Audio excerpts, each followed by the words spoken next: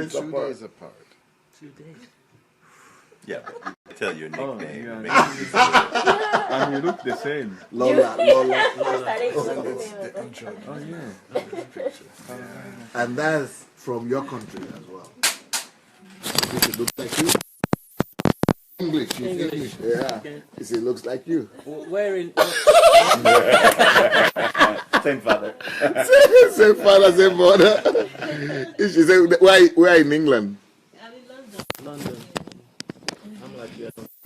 Yeah, I don't like London. I can't live in London. It's too busy. It's too busy, too crowded, too The people don't speak to each other. It's just yeah, and too rushing everywhere. everywhere. They're always in a hurry. If you come to Finland, they'll be surprised. People don't discuss with each other. People don't talk in Finland too. But it will not be long. But what I saw in Finland that really surprised me is that I saw people drinking and lying on the street Yeah, people are drinking. in Helsinki. I think we are going to have this seminar. You want to go to hear how to do it? Yes, there is a seminar about it. Okay, yeah, there is for rehab center. How to start and how to. We are going to attend that one. Yeah.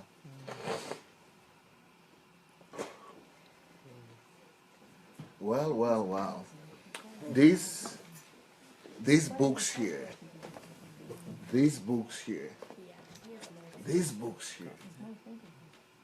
It's just treasure. you people don't know what these things are. I don't care which one of my books you've read. I don't care which one of my books you read, especially this one. You will feel you are losing your mind when you begin to read these books. In fact, you will think that you have never even read any book in your life before.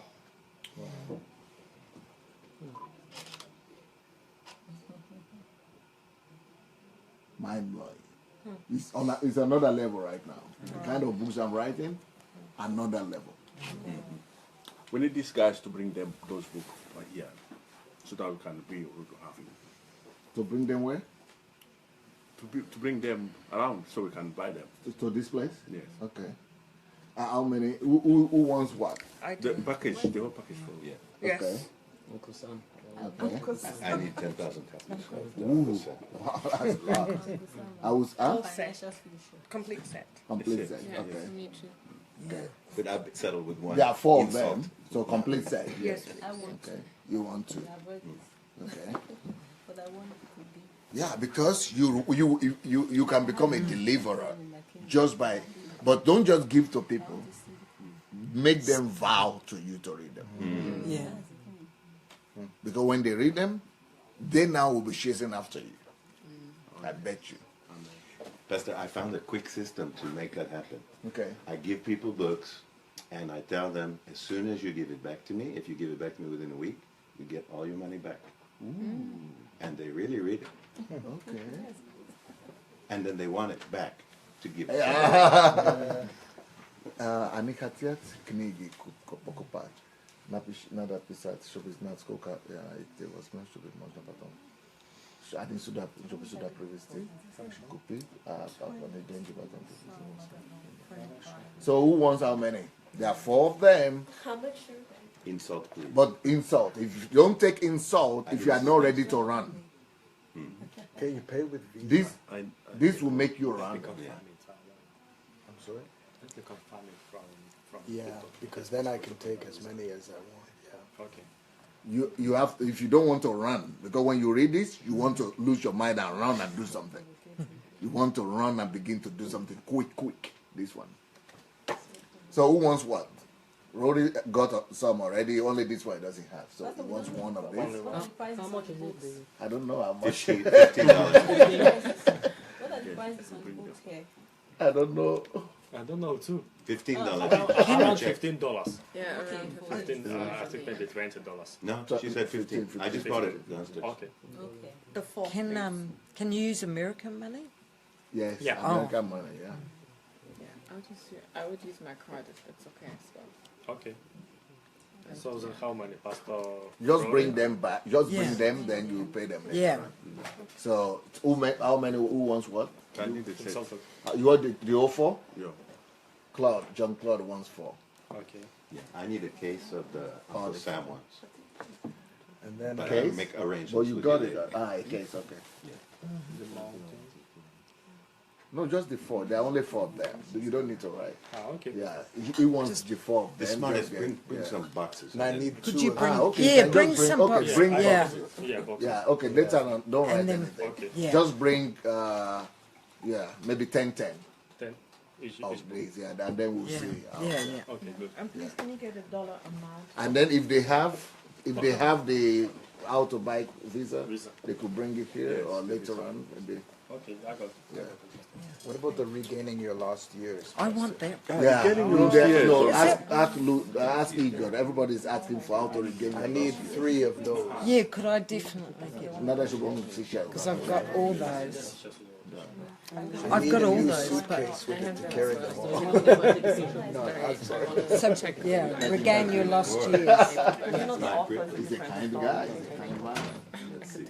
You need to back up a Come little this bit. No, way. you're good. If you go back a Just little come bit this on way. that Come on, side, this way, yeah. it's going That to is look a better. destiny photo right there. And now come closer to Festus. Yeah. Behold, This is the guy in Bulgaria. Okay, ready? yeah, that's the guy for Can you say Jesus? Jesus. That's beautiful. One more. Okay. Please look here. See what you for think. one.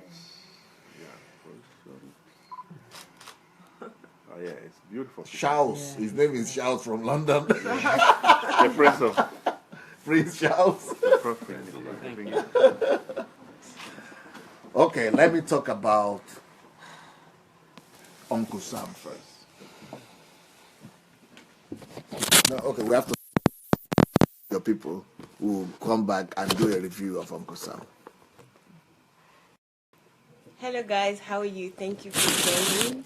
I know I only switched on in a few minutes, but it started a lot earlier, so I'll post that later. You only have a few minutes? No, I only just came How many on minutes? about 10 minutes. 10 But minutes? we Oh, started then let's before. continue. Don't put it up then. Okay. You just have to rename it Yes. Uncle Sam.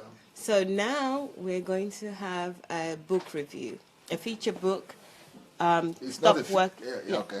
Well, it's not featured anymore because it's already been published. So it's Stop Working for Uncle Sam. You all know about this book.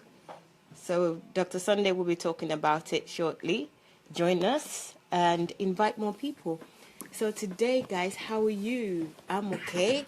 I hope you're all right. Hello, Deborah. Hello, Joe. How are you doing today? Elizabeth Ali, thank you for sharing. Guys, Elizabeth just shared. Can you all share, please? Emmy, how are you? Davida, thank you for joining. Love the suit, Bishop Sunday. Good morning. Loves the Davida suit? just called Somebody you Bishop. loves the suit? Yes. I look like a And bishop she in this suit, noticed right? it. I am not a bishop. I'm not a bishop. Leave the bishop out of it. My suit might look bishopry, but I am not. Because they know you are not a bishop. The But when they bishop's saw, a step then. but when Fourth step. they started adding bishop to it. Hello, Kotab. Hello, Yemi. How are you doing? Olukayode, thank you for joining. Curtis, thank you for joining and thank you for sharing. Rosalind, how are you? Yeah, same. Yes, no, Good comfort is dumb. afternoon, Deborah Cole. Please get again. something to Good drink for afternoon. yourself if you're okay. Oluwatoyin, how are you? Thank you for joining. Guys, please start said inviting more before? people now. We're going You to are- have a book No, but you review. want to know where? No. Stop Working for Uncle Sam. I'm looking forward to Alice in this Wonderland. review. I've heard so much about it already. I purchased the book already, but I haven't read it yet. So if you're like me, you need to hear this. So invite other people and let's hear what Stop Working for Uncle Sam is all about. Okay. Stop working for Uncle Sam. I want to do a presentation of this book. First of all, I want to commend the designer that designed the cover for this book. I don't know of you, but I think he got it perfectly well. Got it perfectly well. You know, because that's the Uncle Sam. But I actually thought that this book is only for Americans. because not just for Americans, but I thought people from other continents might not understand it very well. I know England will and Western Europe will because I was in France and the Uncle Sam there is very bad. I didn't like it. I was in England. It's very bad. I didn't like it. But it was when I got to America, which is where many people are dreaming of going to, that I really got flabbergasted. I couldn't believe it. Because before I went to America, I had lived in Russia for 20 years. I had lived in Russia for 20 years before I went to America. So I knew that I knew that communism was evil. Garage entrepreneurs, not a whole lot, man. You got to comport. Not that I'm very new to that.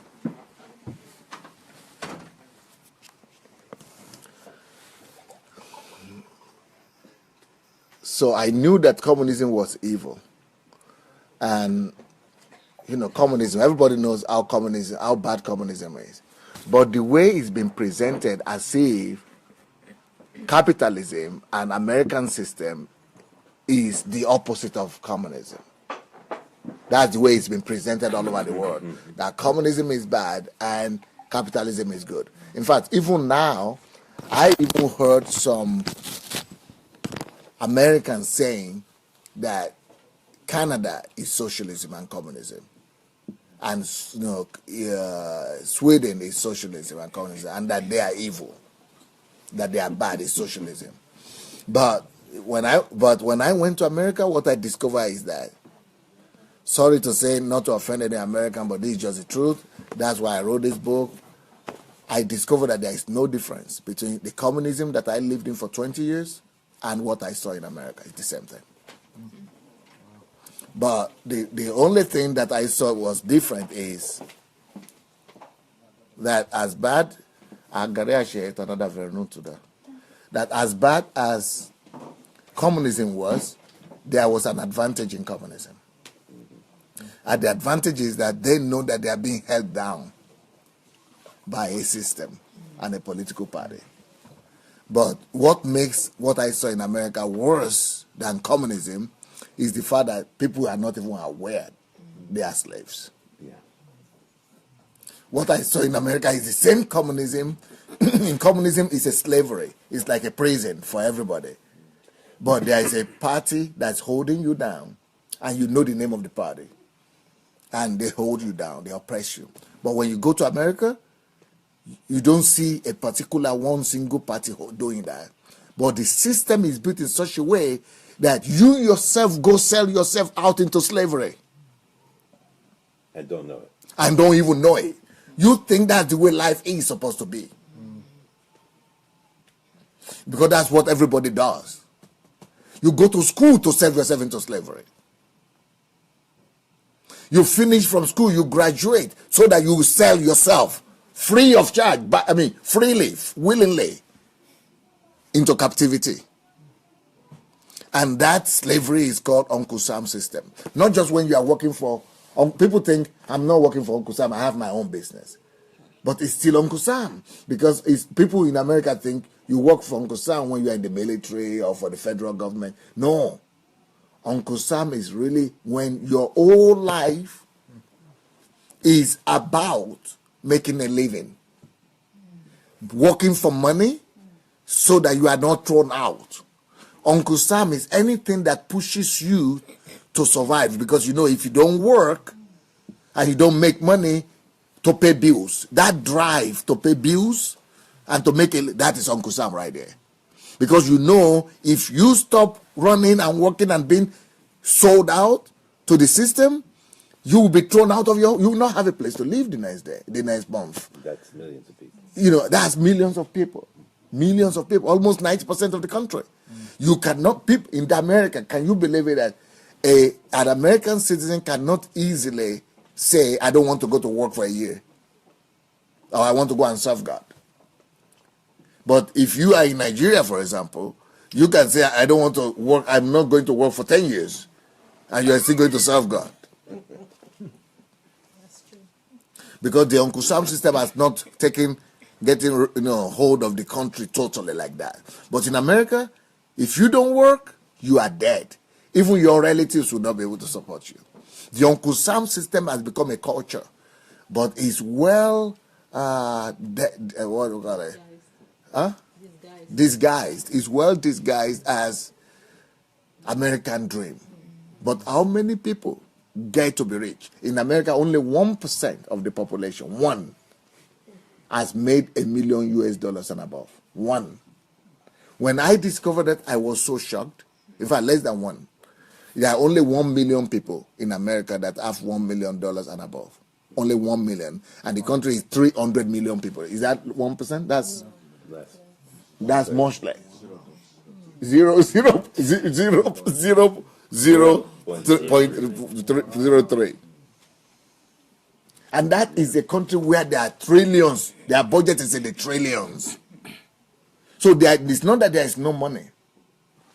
Too much money. But I don't know how that could even make sense. How could you have a country that has trillions of dollars at their budget, then you only have 1 million that has less than 1% even that has made 1 million? Then what happens to the rest? What happened? But then it's not that people are lazy. What I discovered is that they work in America more than any other country I've been to. Do you know that in America, if you are pregnant, you cannot go for maternity leave more than for 1 month? Be absent out of work so that you are paid. But do you know in most European countries, you could be out of work for 1 year and you are still being paid. So in some countries for 3 years and you are still being, because you got pregnant. How long? 3 years. 3 years maternity leave. Americans don't even believe that exists. But that's the best in the world, though, Phoenix. It's the best in the world, yeah. But mainly 1 year in most countries. And in America, the millionaires, my father's millionaire, are still slaves. Because they only take 2 weeks free a year. Are you serious? Absolutely. 2 weeks free a year. The millionaire. So the system is what we're talking about here. Knicky, уже привезли? Да, можно. This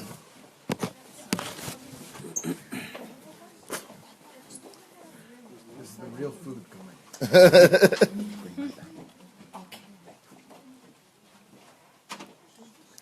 Не, положите все вместе туда, да.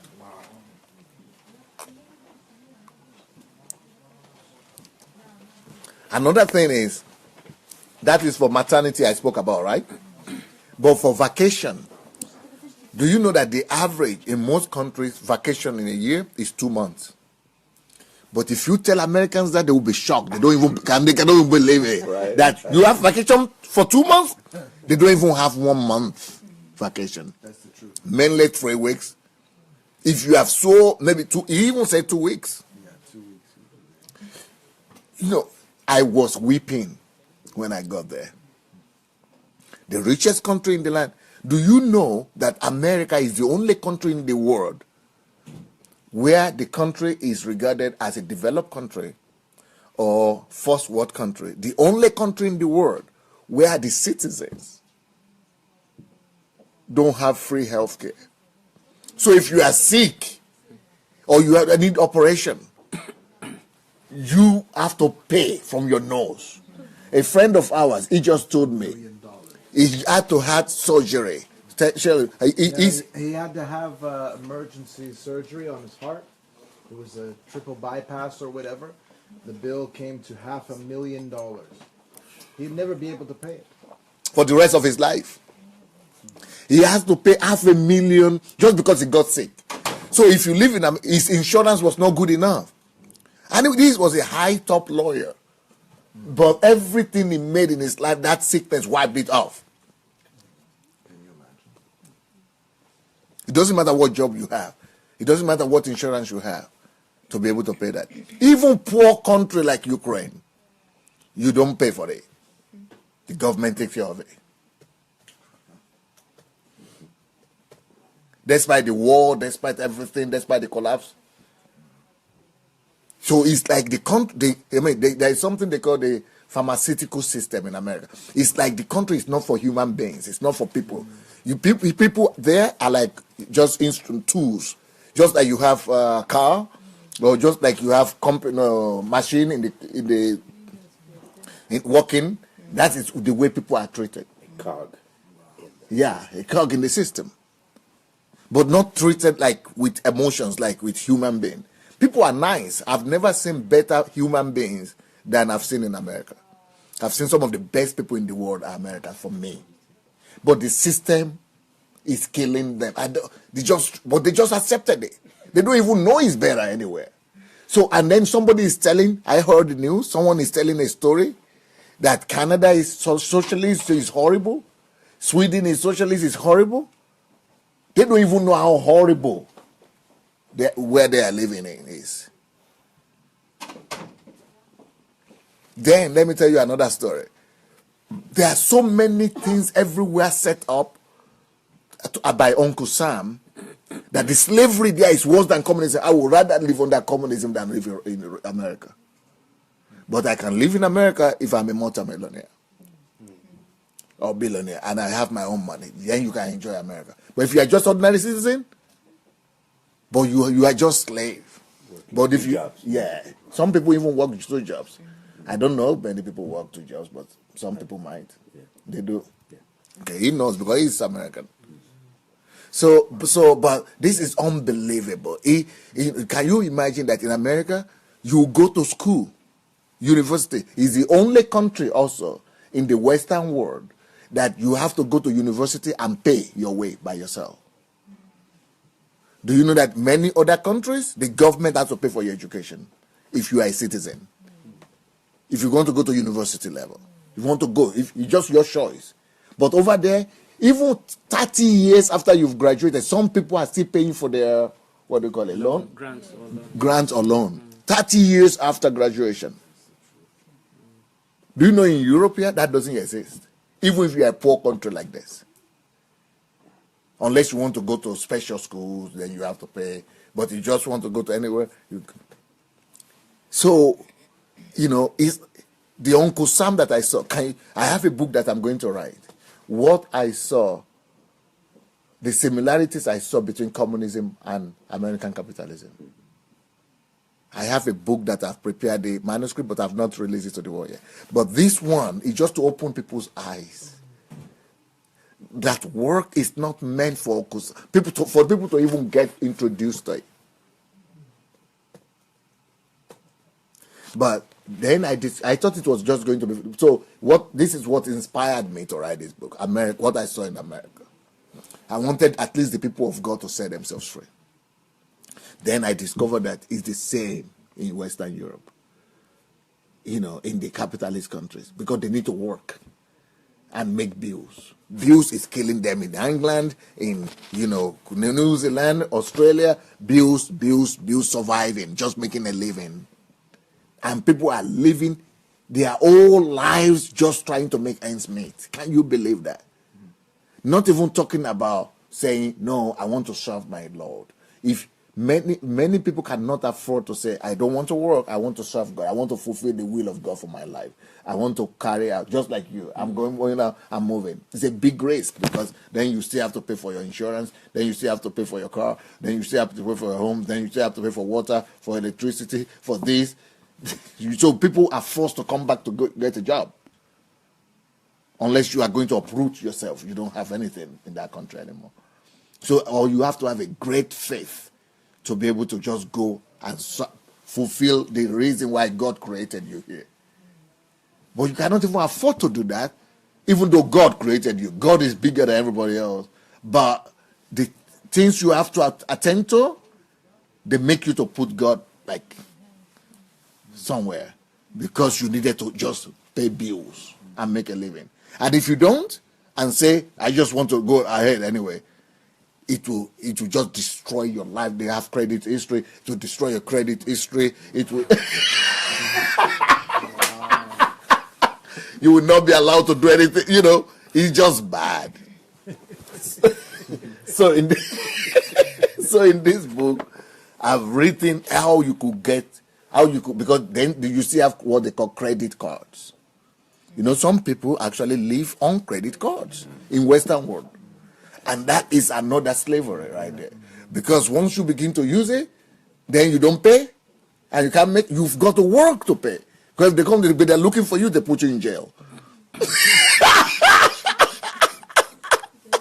It's easy to. And nations do this. Even nations do that.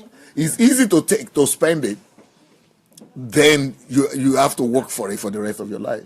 Even ordinary car, people buy it in credit. So it means you've got to keep on making money to just keep the car. So it's not that you bought it, because car is supposed to be for convenience, so that it will relieve you of your burden and relieve you of your life. But people use their life, their future life, to buy a car. So now it's you living every day of your life to service every month the car that is supposed to relieve you of your life, to bring you relief. It's just like me that I have 5 cars there. It's just like me with my 5 cars that I have to be paying for them every month. So it's not me living, it's not the car relieving me, it's not helping me. It's me living to service it. You understand? Because they are working, you are waking up in the morning to go and make money, to go and pay to service the car. The way I could describe this better is, if you wake up, it's like buying a car that doesn't use fuel, it uses push. So you have a car that is supposed to help you, and then you pushing it every day. So it's not the car pushing you, it's you pushing it. That's the way it is, but in the financial sense. The car is driving you. The car is driving you. And people live in homes, and they don't pay for it. It's just like my house now. It's just like saying, I didn't pay for it. So I have to wake up in the morning and be going to think of where to make money so that I'll be paying for it every month. That's crazy. Then why do I have it? But the system has been set up in such a way that people have come to accept it. Almost you cannot even live any other way without it. So that is Uncle Sam. So if God now comes to me and say, I want you to serve me, go to Bulgaria or go to another, you can't. I say, I can't.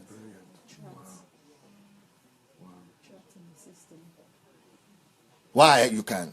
Well, because my home, my car, my health bills, my this.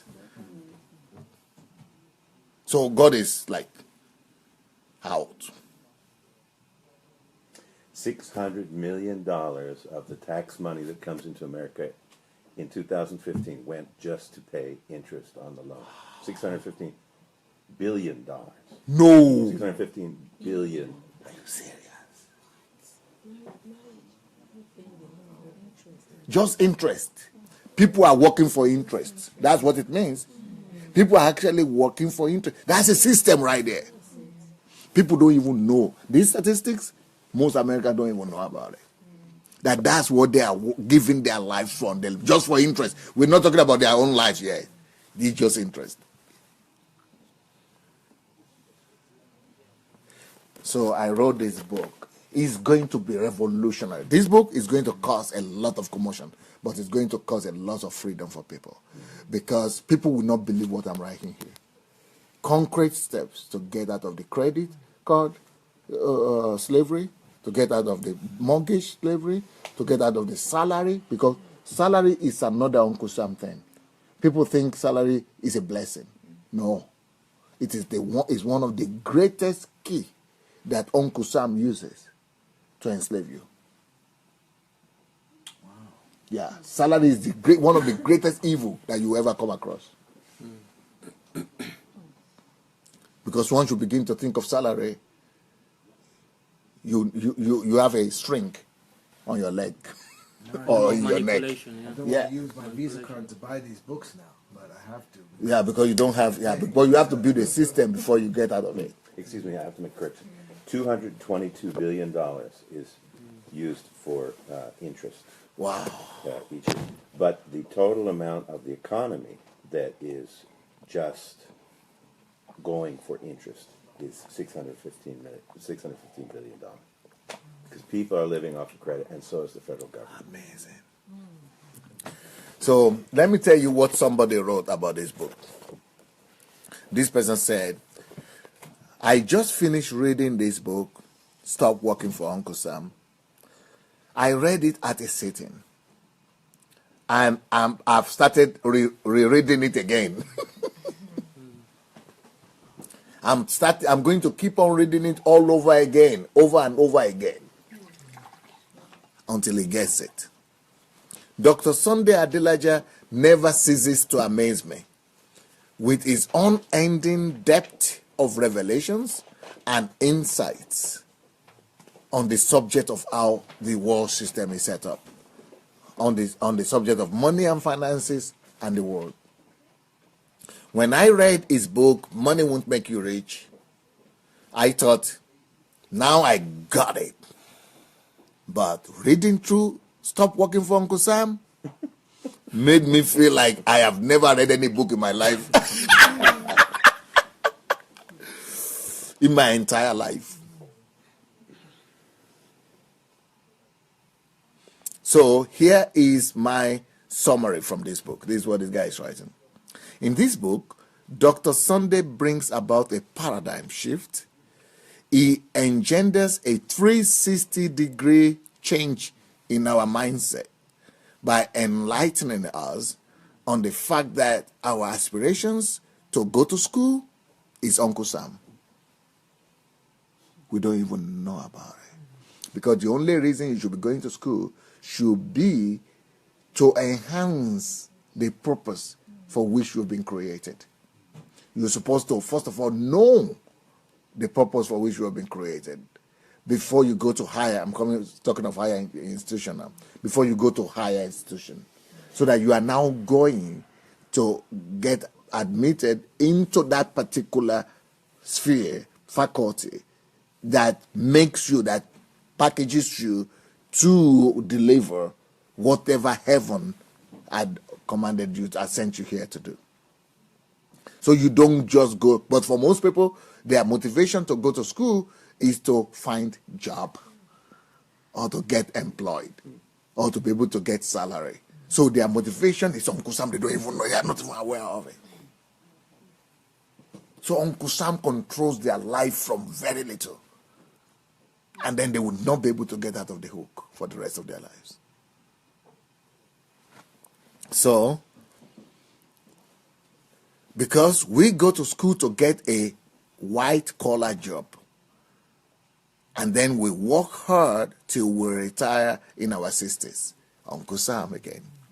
Because when you are dreaming of getting a job, Uncle Sam is laughing on with paycheck. Because you never get paid more than 1 to 10% of whatever you made for the company. So when you get paid $1,000, it means you've made $10,000, or $20,000, or $100,000 for the company. So, at the peak of our lives, when we have gotten all the experience, at 60, you are retired. That's when you're supposed to have gotten the experience and the skills, but you are sent to die. Uncle Sam doesn't need you. They need the energetic youth now to take your place. That alone should be enough to let the whole world know something is wrong here. But nobody questions it, but that's just the way things run. You just admit it. You just say, well, that's just like, well, that's the system. Well, nobody questions and challenges things the way. Status quo. That's what this guy is getting from the book. Because this challenges the status quo. So he says, Pastor Sunday brings on an entirely different perspective from what I've ever heard before. It's totally different from anything I've ever known or been taught in my life.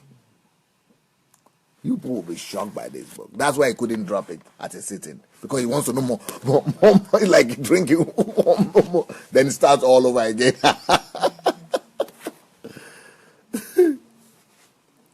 The sole aim of work, I discover in this book, is actually not to earn good salary. And this man had been trying to work to get good salary. He is discovering that actually that's not the purpose of work. So from his letter now, I'm getting to know that most people in the world actually go to work. They think the purpose of work or job is salary. So he's just discovering here that that is not the purpose of work. Do you think most people don't know that work is not for salary? They don't? People don't know. So they think work, they are working, they're going to go get a job just for the money, mainly. Yeah. Career, but the more money, the better. Yeah, Definitely. that's the whole world. Yeah. But work really has a totally different purpose that doesn't have anything to do with salary. Salary is the last thing you think about when you think about work. It's the last in the chain, in the value chain. Use work to fulfill purpose.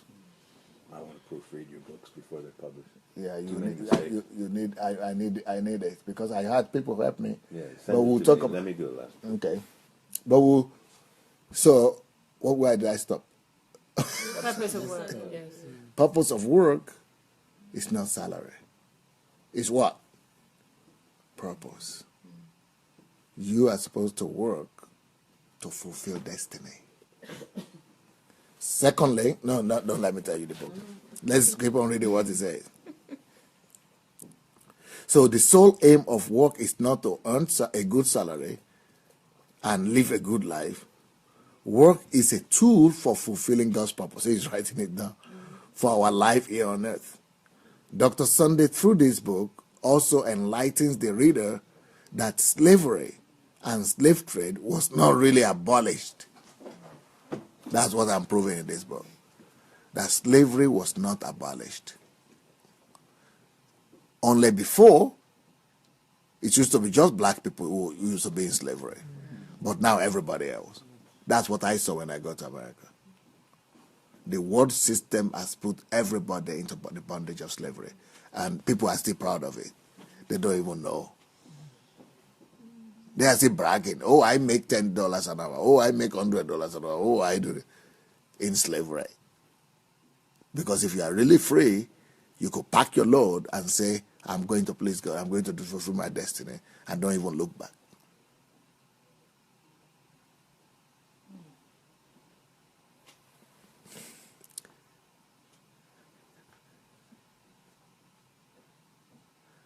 So slavery was never really abolished, but it was repackaged and modified.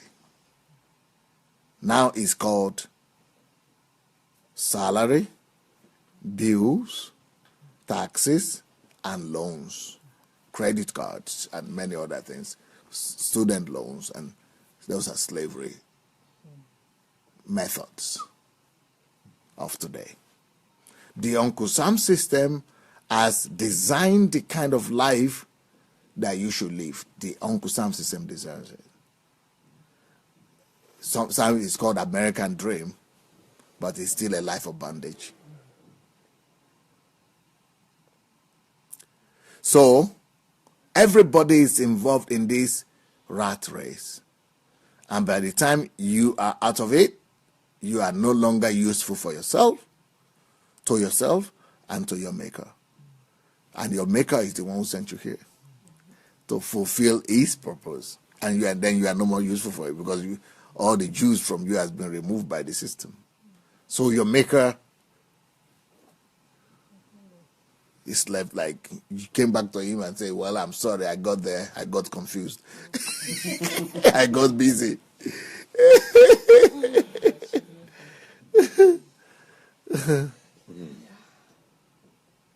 You incost. Okay, it's fine. So Uncle Sam tells you that you need to go to school just to get good job. You take a loan to go to school, then you get a job, and you are there or changing jobs all your lives. You are getting excited about good salary, but really, you are getting deeper into the Uncle Sam slavery system. You earn money, and that money you have to use it to pay for your bills, to pay for your insurance, to pay for your rent, to pay for your car, to pay for your house, to pay for your loan. And then you pay government taxes. Through the media and adverts, you are pressurized to get the latest phones, cars, electronics. These are the things written in this book. He's just giving a summary, and jewelries. Then afterwards, you get a mortgage in order to get your dream home. The summary of it all is that you are stuck. You have to keep working at a job, sometimes that you do not love, in order to finance all these loans and expenses. You keep working till you retire, and by the time you do, your creative energy is gone. Because me, right now, I cannot believe I'm 50 already. I thought I just started living yesterday. Time goes so fast. And you've got to do what you need to do on time. And many people have not even done half of what I've done. Because I never worked for anybody. But still, I feel time is going too fast. Can you then imagine those people who just work for secular, they have never even started their own calling? I have stepped into my calling since 19. Despite that, I feel it's too small, too short a time. Even though I've been busy doing God's will. What about those who have never even stepped out to do God's will yet? Uncle Sam just occupies everything, takes everything from them. And then when you are old, you are just too weak.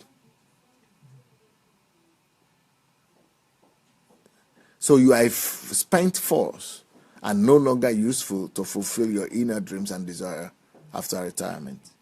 Interestingly, however, Dr. Sunday does not just paint a gory picture of the problem, but he also places in the hands of the reader a surefire and practical plan to getting out of the bondage of Uncle Sam. He gives the reader practical examples of individuals who retired at an early age so that they will pursue their life goals and purpose, and explains the process of how everybody could actually actualize this. This is what this book is about. In conclusion, Dr. Sunday drew a great balance by stating that the emphasis of the book is not that you should not work for Uncle Sam, but to stop working for Uncle Sam. Because sometimes you really need to get experience, to start out, to get your skills, or to get the initial money that you now use to put yourself on a free something. So as a matter of fact, there is a lot of good in working for Uncle Sam, but just enough for you to be able to set yourself free and pursue your purpose. So because you get trained by working for Uncle Sam for some time, you get skills, you get experience and capital, and you build your capacity before setting out to do what you need to do. You get the balance. So this guy says, I'm delighted that Pastor Sunday wrote and released this book because based on the insight and concept I have gleaned from this book, I will be retiring from Uncle Sam's system in the next 3 years. So he set a target for himself. I have gotten the plan from this book of how I can do it in the next 3 years. And I'm starting right now. Watch me do it. Martins.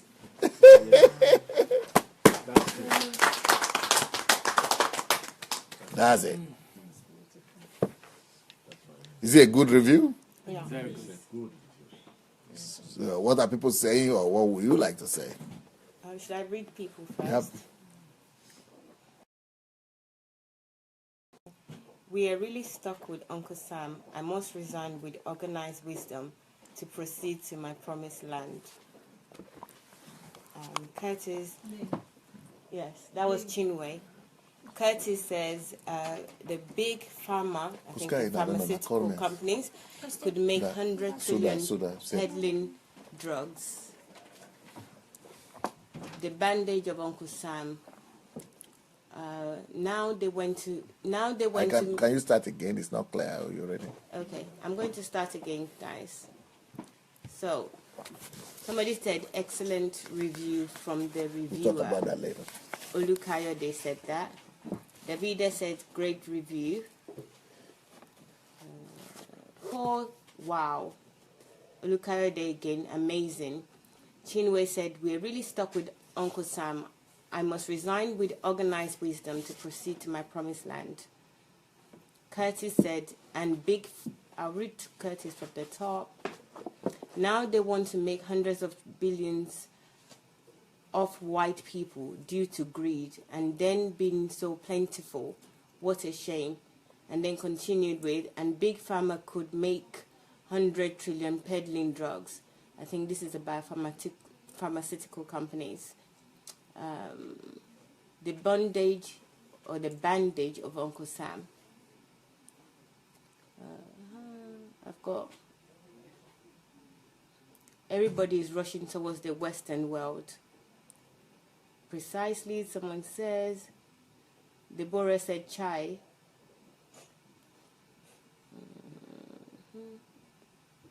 We never knew the work is not for salary until we met you. That's Tega that said that. Work is to understand business and create value. That's Curtis. Curtis also says purpose of work is to learn. Chinwe said the truth of our ignorance has been stripped by DSA. It is up to us to reflect and take appropriate actions. Most people retire poor on Social Security and then left vulnerable for the rest of their lives. That's true. Blessings, PSA, and all in the room. Millions aren't prepared for reality of socialism turned into communism. We can get the book on Amazon. Somebody asked where they can get the book from. Yes, you can get the book from Amazon. And if you're in Africa, in Nigeria particularly, you can get it on okadabooks.com. okadabooks.com. Uncle Sam is suicide mission. That's Chinwe. Okay. The people are working for the people behind the banks. That's Davida. Temitope said, true talk, ride on, Pastor. Yes, you get the car and work monthly for the car dealer. Davida said, same way, Moses had to deliver the children of Israel from Egypt. When they left Egypt, they stepped into God's economy. Oh my God, somebody said. Gift said that. It requires faith and obedient heart. God needs to be put first. That's Davida again. Paul said, so sad. Deborah said, it's a trapped system. Unfortunately, you have to fight your way out. The system is a trap. Wow. You pay your way now in the UK. The same here. Americans are really wonderful people compared to the English. Okay, Davida. Yeah.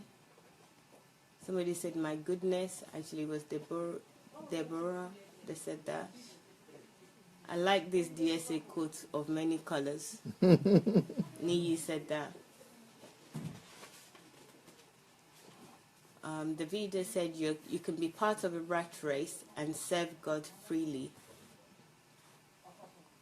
PSA and his colorful mug. I would like to take that mug back to the It's not just the coat. It's not just the coat they like. They like the mug too.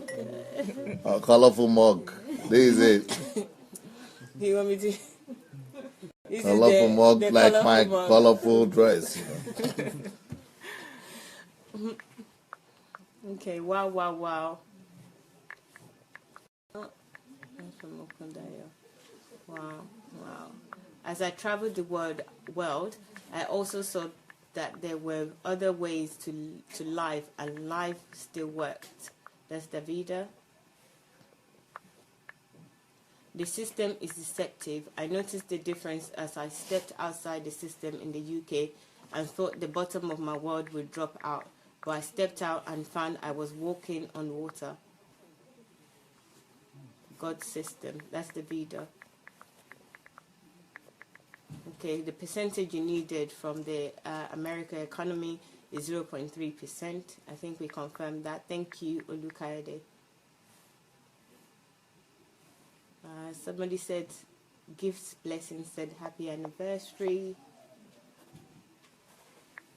Okay, guys, thank you very much. Can you please share this so that other people can join us?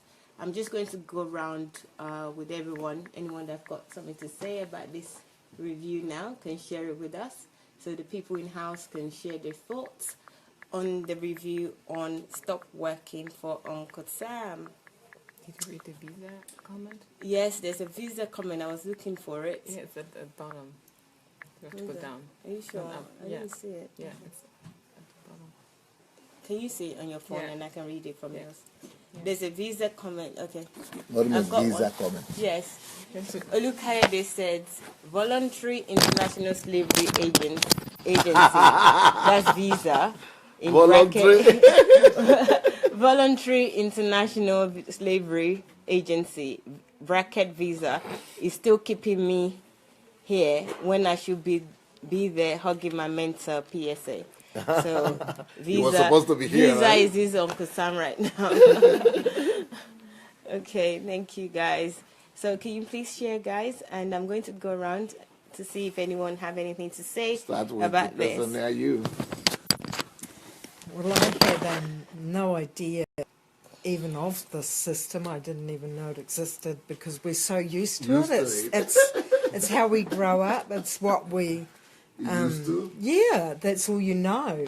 And until this book came out, or it's that was when, wow, we are selling our whole lives out just to this system when we could be working and bringing out the treasures that God has put in us.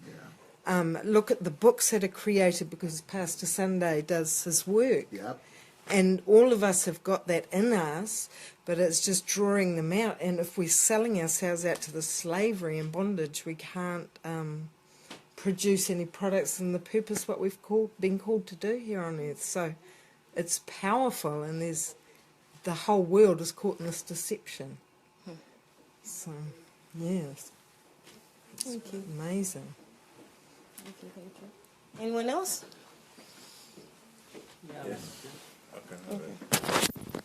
We've got Charles. Share back about it before. Thank you.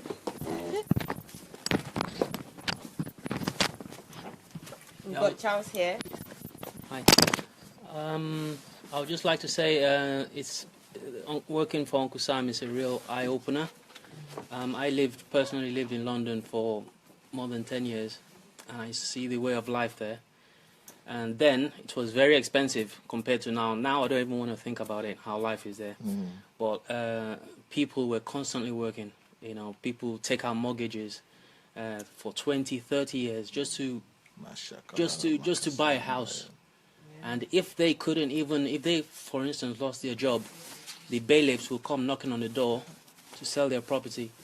And that's just one instance. If you went to university, you had to take out a loan. And after taking out a loan, after you had a job, then you had to repay the loan back. And I think this is one reason why so many people in London are so depressed. But in London, don't you have free education for citizens? No, you still have to take out a loan. You still get the loan? Yes. It's not as high, but like America. It's not as high as America, but you still have to take out a loan. And the point I'm And trying then when you get a job, you don't take all the money doesn't come to you. It goes to loan people. it goes back there. and sometimes it takes years to pay it back. It takes years to pay it back. And I have a personal story on that. I took a loan for university. I finished university in 2003, and I'm still paying that loan. and I've worked. That's all like 10 throughout. years? Yes. No. Yeah. It's It's more than 10 years. 14 years. Yes. After university. Yes, that was You're still paying. Yes, that was the year they started loans. It used to be grants, but they stopped it. So I was unfortunate, and I'm still paying it, and I pay Now a you're lot. talking about I was unfortunate. You are talking about yourself. What about the millions who are still paying it? Yeah, and now It's not actually just about worse. you. It's worse now It's because about the system. yeah, it's a lot worse now because the increase of the student loan, the school fees or tuition is 3 times higher than what I paid. So the No. ones, yes, it's 3 times higher than what I paid. So I'm still paying it, and I pay a lot every month. And even when I asked them that, how come I've been paying all these years, they said, oh, the interest is calculated at the end of the year, so they just make you pay. So them. what about if you don't have a job? Well, if you do, there's some people that I don't know. Pretty much get kicked out. Yeah. No. I'm After- talking not of your house. I'm Yeah. talking of the student loan. It's not finished. If you don't have a job, If you don't have a job, then they don't take the loan. Okay? no. What do you mean they don't take the loan? Until you have a job. Until you have a job, So it remains. They defer it. they defer They it. defer They it. defer it. Yes. But when you say they don't take it, I said they defer it. They defer it until So it remains on your head. burden. That's right. You have to earn a certain amount. That's right. Before they can They take a certain percentage. But so if you don't earn that amount, it still remains. It still remains, yeah. 20% of Scandinavians go into retirement with still student debt No. When they are 60, when they're 65 or 67, and then it's released, and they feel the government has done them a favor. Famous for Germany. Yes.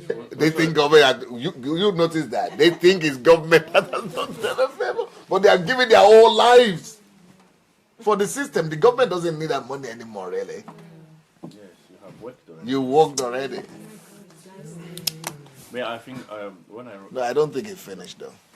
But that's pretty much what I wanted to say anyway, and that's one of the reasons why I left London. I You left. set yourself free. I thought I set myself free, but I didn't. I thought, okay, I had to leave London because I'm tired of this bored life, constantly working. And I joined the Navy. That's one of the reasons I joined the Navy, and I went to Plymouth. But from understanding from this But book now, if you are in the Navy or in the military, you don't pay, do you? you still pay. When I was in the Navy, I still paid student loan. You did. Yes, I did. But the good thing about working in the Navy, in the Army, is that you get a lot of discounts and a lot of privileges, benefits working for the government. They're doing you a favor. They still. So, but at the end of the day, in a way, you're still working for Uncle Sam. So, but this book is a real eye opener for me personally, and I think the only thing that gives you real satisfaction and fulfillment in life is when you do what God has called you to do, and that's what Jesus Christ meant when he said, "I have come to do the works of the Father, not my works, but the works of the Father," and I think that's important. So, thank you. I'll ask who is next. Who wants to? But you are younger. You've not suffered from people. We're talking of people who are 65 still paying student loan. You know, You are younger. the You've interesting, not suffered. the interesting thing is that, you know, what Pastor was saying about finding your passion and your purpose in life is so very important, because where passion does not overtake you, fear will. And so Sorry. where passion doesn't overtake you, fear will. So even if you are thinking of leaving the system, Uncle Sam's system, and just throwing your hands in the air, fear will overtake you if you don't know what you want to do. And so for me, you know, life, losing your house, losing everything, you know, No, mention them. Losing your house, losing your car, losing your respect from society. Really, that's really what it is. The house and the stuff doesn't matter. It's about what people are going to say about you. Now, for me personally, my problem, I was saved a lot from a lot of these problems because I knew what I wanted to do at like age 11. But my problem was that nobody understood what I understood. And when you're 11 or when you're 15 or you're 18, you don't have the vocabulary to convince people. So guess what? They convince you. And I think that the importance of this book for someone like me who has a passion is that it will give you the vocabulary to help people to understand how important it is for you to go after what you have been called to do in life. And so, you know, for me, like, I think that was probably the thing that has held me back. Like, for me, I probably should have been on some movie right now, but I didn't have the vocabulary to say I need to go 150% on my passions and not worry about getting a degree or getting a job or I didn't have the vocabulary. So I just did half this, half that. And if you do half, you don't get anywhere. So if anything, if you're a person who says, oh, well, I know all this about the Uncle Sam's, but you don't have the vocabulary to transmute that or to translate that to people around you who should be supporting you in it, you know, this will give you the vocabulary. Thank you.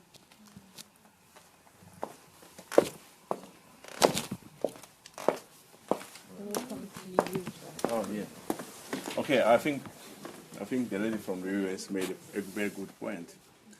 And what I'm thinking about now, the practical aspects of these lessons that we are learning from Pastor Sunday directly from him. And I think we who know first, because I think we are a very small group, and out there is a huge crowd waiting for people to give them some advice. So I think we should have, I mean, depending on what we are having for vocabulary, I think we should really tell the people in our cities. We should organize seminars and conferences, not just to have the book sold, but to have the book implemented in every family. That is my vision. We should really have some practical tools to use in our own villages and towns. Recruit people from any age, as far as it is not unlawful, and start telling them about this problem. I don't want to see my son... To open the eyes of even young people when they're still young? I don't want to see my daughter really saying that, why did you not read this book for me and tell me when I was 10? So I want them to know already. She mentioned 11.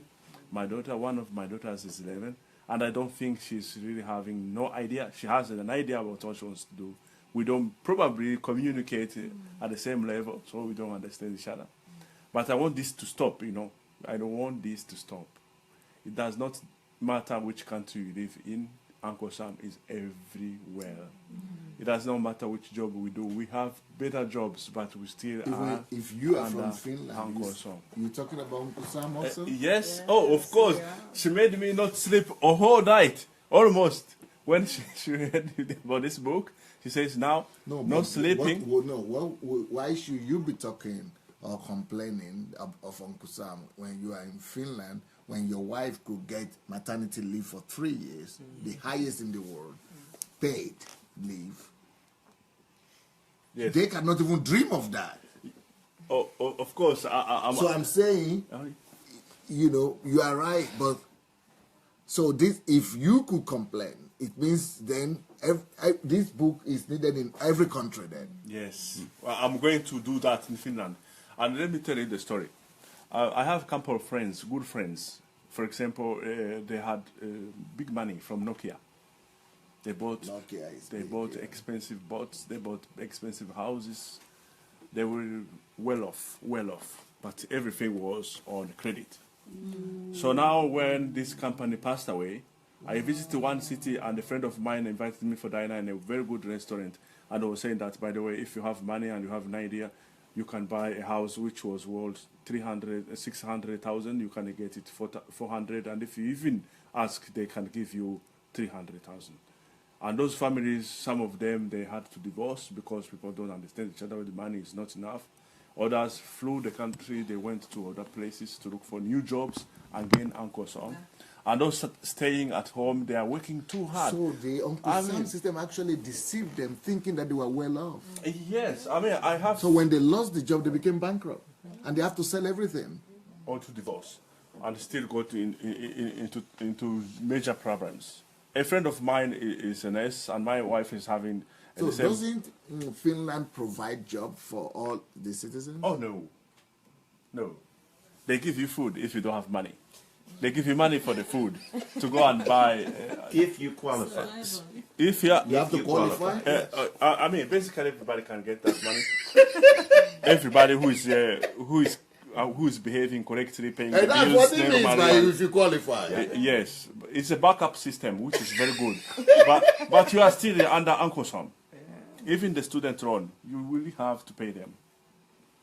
So it's everywhere. in Finland? That is the tragedy. That is the tragedy. Now I told you that when I came here, I thought I was fine. And I met you and I knew I was bad. Why do you think you were fine though? Because I was, at the standard of a society, I was outstanding. Even the TV stations will say, oh, the case of Jean is probably one of the few we have in this country. I thought I was fine. That's why the Holy Spirit said, go and see Pastor Sunday. So, but that's what she was saying, that is also the pressure from the society. Yeah. If the society... Yes. So we have to go back and tell our friends that you guys, you should wake up.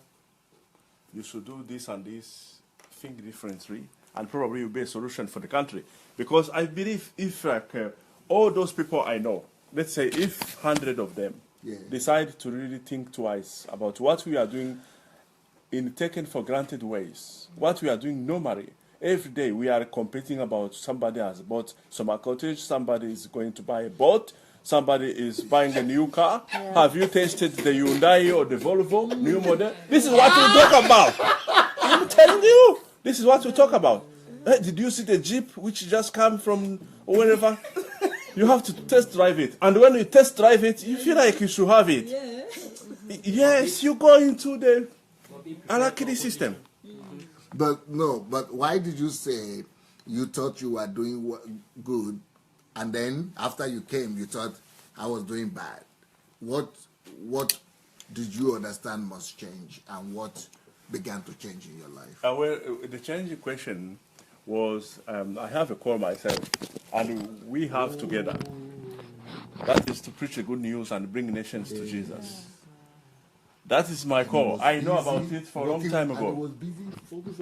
And now I still work for Uncle Sam, but not just to work for Uncle Sam, because when I came here, I listened to your testimony about when you stopped the work and you gave back the Mercedes, you started the congregation. I listened to you and I said, if that man was not foolish, and he obeyed the order of the Father, and the Father has now promoted him to the level where everybody knows about him. What about other people with the similar calls? Or, I mean, not necessarily to become pastor. Maybe you are born to become a lawyer. Yes. But you cannot become a lawyer because you ended up reading social sciences and you are probably a social worker. Yeah. Or you are born to be I don't know, maybe a footballer like my son. He says, I want to play football. Yes. And everybody at home says, you can't stand, you cannot play football. You should go to a medical school. But he says, I want to play football. Yes. Now I understand from your example. Yes. The boy wants to play football. Everybody says, this is a boy for the football. Yes. And then I stop him. I'm going to repent. Why did you stop him? Because I thought he should be a medical doctor, you know. Seriously. I said, no, you are going to go to medical school. Are you sure? Yes, I told him. And the boy was frustrated. No. So we are going to change. Thank you. And we're going to change for everybody. Amen. I will not keep this book at home. No, it's not for me. Yeah, I have a different one. Can I say something? Wow.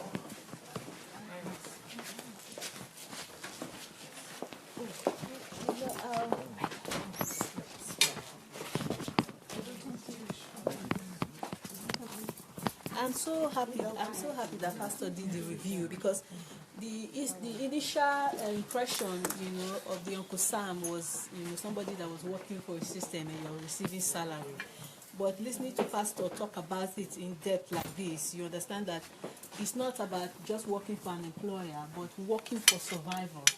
So you could be, if initially you're like, oh, okay, thank God I'm not in employment, but it's not even just about being in employment. Whatever you're doing to survive, is Uncle Sam, and that is, just an eye opener for me, because initially I just thought it was, oh, if you are in paid employment and you're not doing anything for yourself. And I'm so, it's sad because following what Caroline said, I was telling her just now, I said, you just realize that a lot of us, we went to university, spend years, spend money, reading courses that we have no business doing anything with. Because they are not in line with our purpose and calling. We just wait. If I'm thinking back at all of the suffering I had to go through university, and I'm like, for what? Because I'm not even using the certificate now. I'm not even using it. Just because of the pressure of the society. You're just following the system. You finish this, you do this, you go to this. Then yes, they now know that you are somebody. I'm not even using it. And I'm really so passionate, just like what you're saying. And that is the thing I'm also focusing, even with the girls in the club. Making them to understand purpose quickly. And they discover the gifts and the talents that God has given to them. And also encouraging the parents to listen so that these children, you don't waste time. Spending years in university reading a course that you have no business with just because you want to maintain, an ego. Oh, I have a doctor. Oh, I have an engineer. I have this. And do you know that these children are not passionate about what they are doing? It's really sad. And like you say, we need to re-educate. It's a total re-education, of everyone. A lot of these loans that people are paying, they are not even using the certificate anymore. You are paying students, you have spent those years in university, wasted all those time. Then you come back and they go and do social care. That's right. They'll go and do other things that has no bearing with what they read initially. Things have. I'm so glad for. This is a deliverance, of an entire system, and I'm so glad. Anyone else want to share anything? Oh, good. So for me personally, I know my parents have tried their best, in trying to make us go to school and, have a life that they didn't have when we were in Germany. But then they just didn't know better, and they encourage you to do what the system is telling you to do because they don't know better. And so I feel like dreams are killed this way, not necessarily because you are consciously telling your children to abandon their dreams, but because you think there's no other way. And so everything that works and that is known to you, you just do it because, that's all you have. And I almost fell into that trap as well. But I think that's why I see my life really as God ordained, because everything that I did not work out until it worked out, even though it was not what I thought was right. So I did not study what I was supposed to study because people were telling me, oh, you're a businesswoman. I see a businesswoman in you, so you have to go and study business. And I tried, and it didn't work out, until I started listening also to Pastor Sunday's teachings and to follow him. I understood that it's about, what I love to do and what God has put into my heart. And so I went on to study coaching, and something that really people think, what is coaching? Do you get a degree with this? And where do you get with it? And I didn't really have the resonance that I would have had if I had studied business. But I knew that it was the right thing for me to do. And so right now I feel privileged in a way, but I feel like there's still so much for me to do and to accomplish and to understand. I didn't know that Uncle Sam, for example, was salary. And in our company, I would have said we are actually really lucky because the people pay us well, and this is another kind of slavery because you think you're paid so well, you can stay there and just continue working because you have the money. But what if that company also, maybe just decides to get rid of you or, you know, you just don't get as much money, or the other circumstances change and you need more money. So you're so used to depend on someone else to live and to survive that it becomes normal. And so people, what they now talk about is not getting out of Uncle Sam, is either getting more money or maybe doing something part-time. But it would never occur to them that even the aspiration of getting a salary is Uncle Sam or enslaving them. So that was a really big revelation for me. And yeah, I will definitely read that book over and over again. I already got it, but I know a lot of people that I have to, yes. And I give know, it to a lot of people. exactly, yeah.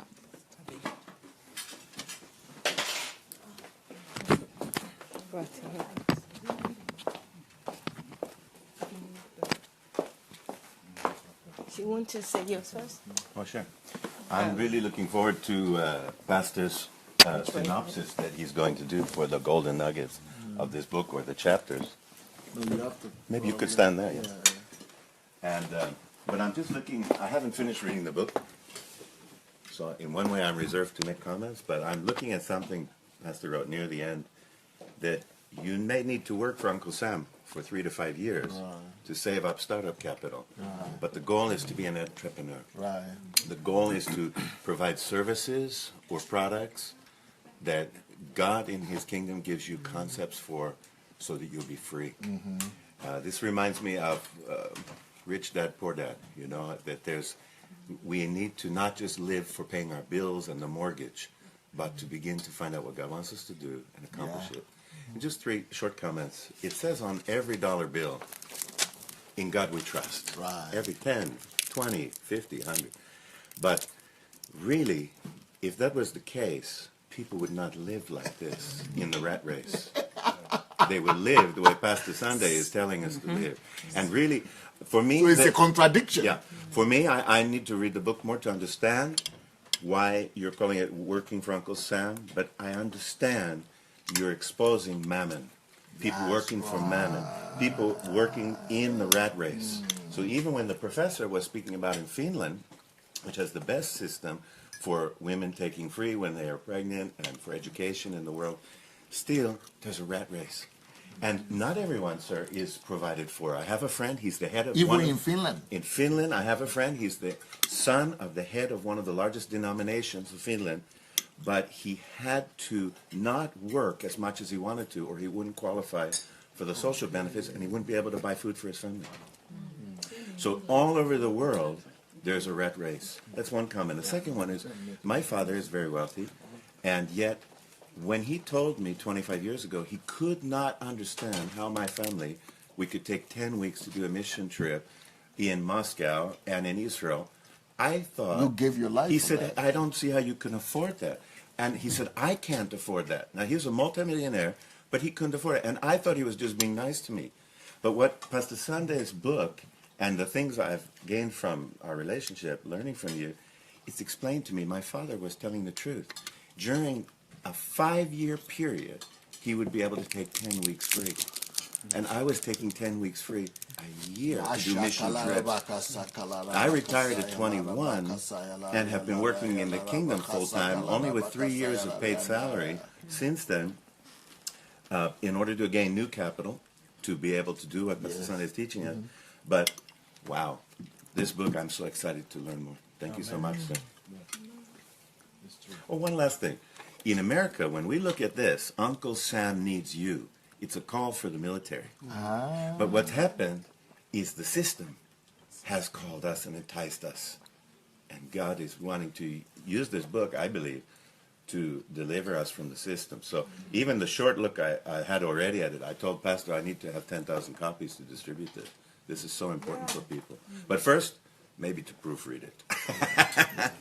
Thank you. Wow. The last thing I just wanted to share in regards to Uncle Sam is I believe it's a very dangerous system because it I'm trying to pronounce the word, institutionalize you. And the reason I say this is because like I said, I worked for the Navy for 7 years, And while I was in the Navy, I saw people that had been working in the Navy. They had given 20 years of their life. And when in the Navy, and when it was time for them to leave, they didn't want to leave. Why? They were scared because they were afraid. That was the fear. That's the fear that my dear sister was talking about. It so institutionalizes you, and when it's time to move out, you can't do it because you have this mentality of this After 20 years. slave mentality system. This slave mentality system. You won't be safe. Exactly, and I think you can also see this principle in the Bible as well, with when God brought the Israelites out. Even though He brought them out into the wilderness, they still had this mentality system, and that's why they cried out sometimes to Moses and said, "Why didn't you take us back to Egypt? It was a lot better there." And where I live in Bulgaria, they also have this system, this mentality system, that even though physically communism has fallen down, people still complain and say it was a lot better in communism then than it is now. So it produces this mentality, this slave mentality in you, and institutionalizes you. It closes you in a box. There's a little proverb or saying that says, if you tie a dog or chain a dog to a tree for 20 years, and all of a sudden you cut off that chain, that dog will still remain there. And I think that's the danger of Uncle Sam. So that's what I wanted to share. The same as it was with the slaves, right? The same what? As it was with the American slaves. There were some people who had the opportunity to either, I don't know, kill their slave masters or run away, but they never did it because they were so indoctrinated, so much mental slaves that they never dared to go. Abraham Lincoln abolished slavery, and yet they still wanted to work for the masters. They would just not do it. They had everything in their hands, but they would not know. It was destructive. Yeah. Well, they were saying, where would we go? How would we start? Yes, the That's book what Mrs. Stop Tucker- Working for Uncle Sam, when it came out, I had a lot of my American friends called me and they were like, what does he mean, stop working for Uncle Sam? You know.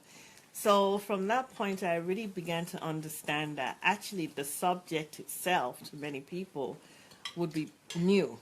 Just saying stop working for, I mean, that's like asking them to do stop drinking water.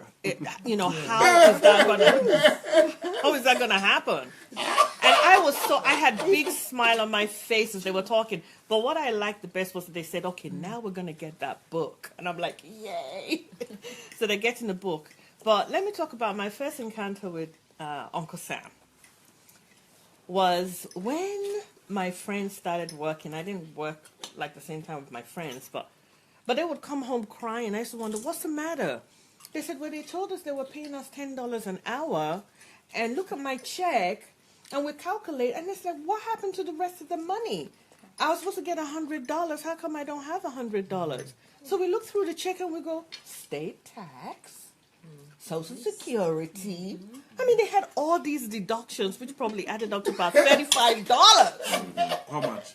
About $35 then. Now it's Now higher. it's 40. Yeah, it's about 40 something now. And it was just devastating for them. Because here they were, they had to pay their rent, they had to pay this, and $35. That is without the rent. Yeah.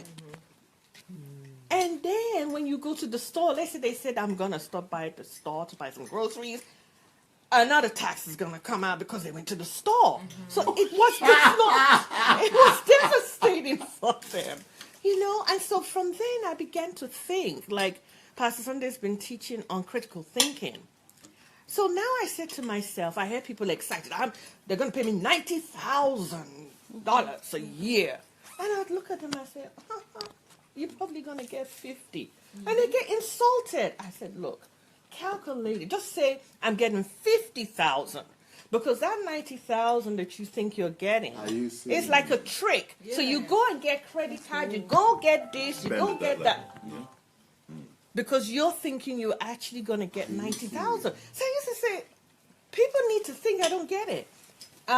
When I was working as a nurse, for us nurses, we have the habit of doing overtime. I have some nurses that could do 3-4 overtimes a week. So I tried. I think my first time I did 3 overtimes. That's supposed to be more money. I looked at my check. It was even less money than when I didn't even do overtime. I'm like, what is this? And they said, oh, don't worry about it. You get it back on your taxes. Well, when the taxes came, I was not getting back what I actually worked. I was just getting it back a little bit. So I said, forget it. I won't do overtime because, number one, you're not making the money. And number two, you're just working hard. You know, so there were lots of things that I looked at and I was thinking, wow, what about this Uncle Sam? What is the system here?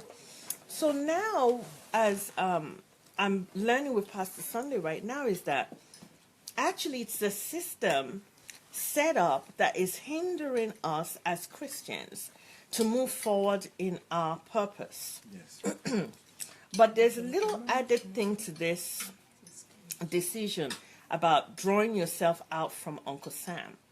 You have to really review your lifestyle.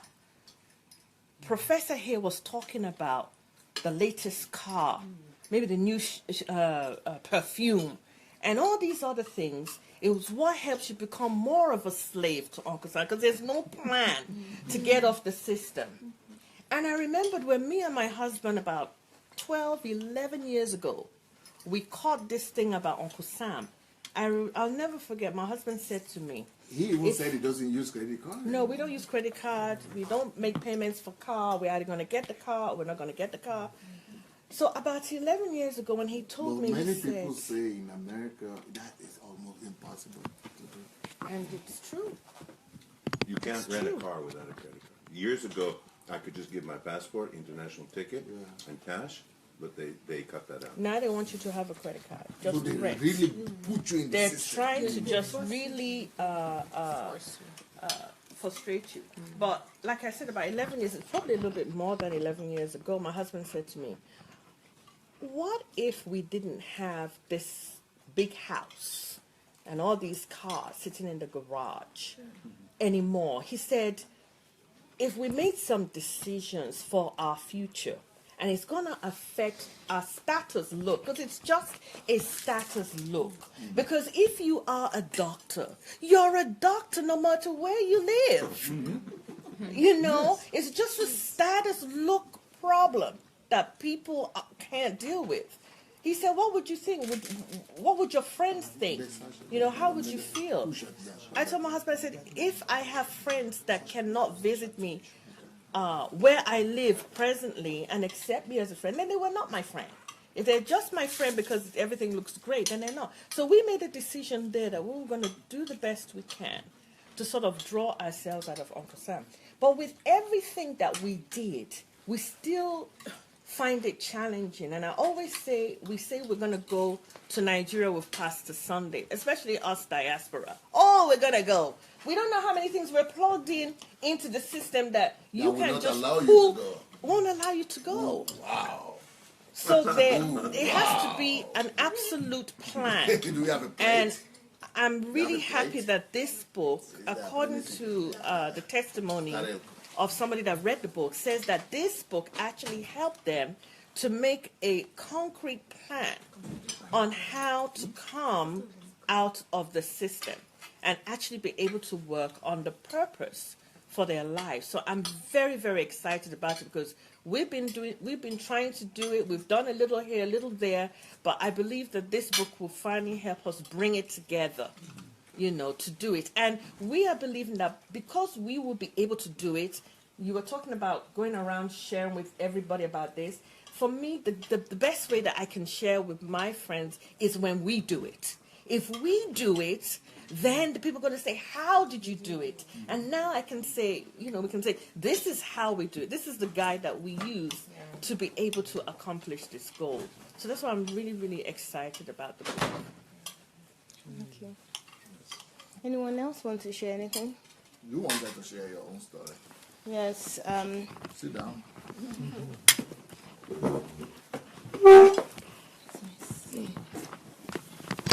Yes. My story is exactly what Lola said there in terms of the taxes, because I always aim for high salary jobs, thinking that I would get a certain amount from very early age. But by the time the taxes go, I only get 40% of the whole salary. So that is the taxes and also the student loan. So by the time I get the monthly salary, it would be 40% at best. That's what it would be. So we are so deceived and so delusional. And also, in terms of Ufoma as well, said it earlier that we study a lot of things that we have no business studying, and that's me because I didn't know my purpose. So I was accepted to do law. That's what I applied for because I did media studies and then I did law in college. So I automatically was accepted for law. But on the day of enrollment, I changed from law to psychology on the day and think, oh, psychology looks nice because I don't know what I want to do. And the university just accepted me and said, okay, if you've already been accepted for law, we can change your course to psychology. There was no guidance, nothing. So I struggled. I was in psychology for 3 years.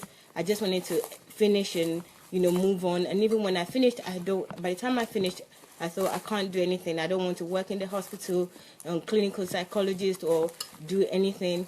I got a job. So there was no plan. There was nothing. I didn't have any plan, no guidance, no knowledge. And before I finished uni, the university called some employers, Uncle Sam, to come into the university and select students to work for them. So I was in university my final year. Uncle Sam was already waiting for me and offering me, yeah.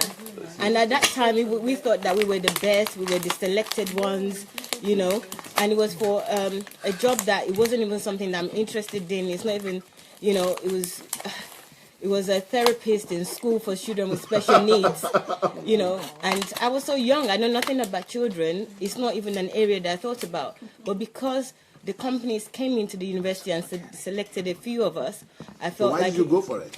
Because the money was good. You just finish university, you have a very good salary. So, and they came for you and they, if you go through this process and you do well, you get this grade, we would definitely hire you. And they did. And I stayed there. And even in the job going there, I didn't understand while I was going, what am I doing here? I was very tiny and I was having to deal with children with special needs and, go through therapy with them. And it was just a gloomy life. It was just like it was a string. Everything was just directed and I had no control. And I did that for many years. And then if I see something else I like, and then I just study, let me just read this quickly. I can understand. If I understand it, I apply for the job in that area. I do the interview. I know what to do. No settled mind to understand purpose and work in purpose. It was just working for money and giving your freedom, your right to Uncle Sam, volunteering your freedom and right to Uncle Sam. Voluntarily. Yes. And, Uncle Sam as well, I really can't emphasize enough in terms of the salary. You don't even see what your full salary is before they take it. You don't ever see it. They will take everything and then just give you the pittance that is left. But this is just not in America. She was talking about America. Yeah, it's the same thing in England. I grew up in England, so it's exactly the same thing. And, at some point, when I started listening to Dr. Sunday, I actually felt like, I see things in images. And every month, I felt like I'm going to my boss or the company CEO, and I'm saying, can I have my money, please? Can I have the curtains? That's the vision that I was seeing, to be so unsettled, to leave. I was just seeing that vision that I just, every month, 28th of every month, I'm going and saying, can I have some more, please? And then they give it to me in my hand, even though it goes into my bank, but I see that they give it to me in my hand, then I go, and then another month I come back, it's almost it's finished. I want some more, And it's never enough, and, the job is not satisfying, you're just doing it for the money. If you want to think of retraining as well, the thing about Uncle Sam is when you come to knowledge and you want to retrain, you think, okay, can I go back to this lower salary? Or can I go back to this can I go back to a lifestyle that, live this lifestyle that I'm in to go and do something else that is actually your purpose? You're too afraid. And what Caroline was saying in terms of everybody directs you, for me, I struggle a lot in my community with my friends, family, my network, because everyone is like, oh, you've got a good job, you're working with a good company, you've got a car, you've got this. They don't have any vision. They're just seeing what you're not satisfied with as being great. And, you know, and even somebody said to me that I'm ungrateful, I'm an ungrateful person. In the mediocre that I was in, they're saying that I'm ungrateful and mediocre. So I was really, I just felt alone, and I always understand when Caroline says, you know, she was beyond the age, but I gave up. Luckily, Caroline is still at a really good age to pick herself up, but I gave up and I gave in to what the society was saying. I just abandoned everything. I abandoned my own faculties because I've just had enough, and I didn't know how to fight them. There were too many people against me or against what life should be, against purpose. Everybody was just doing what, they were just robots working for Uncle Sam without even knowing, and they want to drag you in. So even if you're complaining, it's almost like, you know, you're just the odd one out of all this. So, and that's the reason why I always say that even if your family members will say, go work? Yes, even my pastor, I remember I said I was going to leave work. I don't want to go to the company anymore. I was a banker then. And he said, no, don't do it. And then when I left and I started a business, anytime anything is not right in the business or maybe I hold my tithe, he would say something like, I told you not to leave. So there was no encouragement. It was just like the belief was that you had a good job, you had a position, and you should just stick to it and just live a quiet life. So again, it's about salary. It's about salary. You know, you have a salary, you have a position, you're in the bank, it was just terrible. I was just feeling alone in my world, and people telling me that, you should be grateful when I'm not grateful. That kills me because I'm not grateful. I'm not happy. I don't like mediocrity. And I was in it, and everybody around me were just saying, you're doing really, really well. A young lady, you have this, you have that. But those things are just status, just things to stay in the status. But you're never satisfied, no purpose.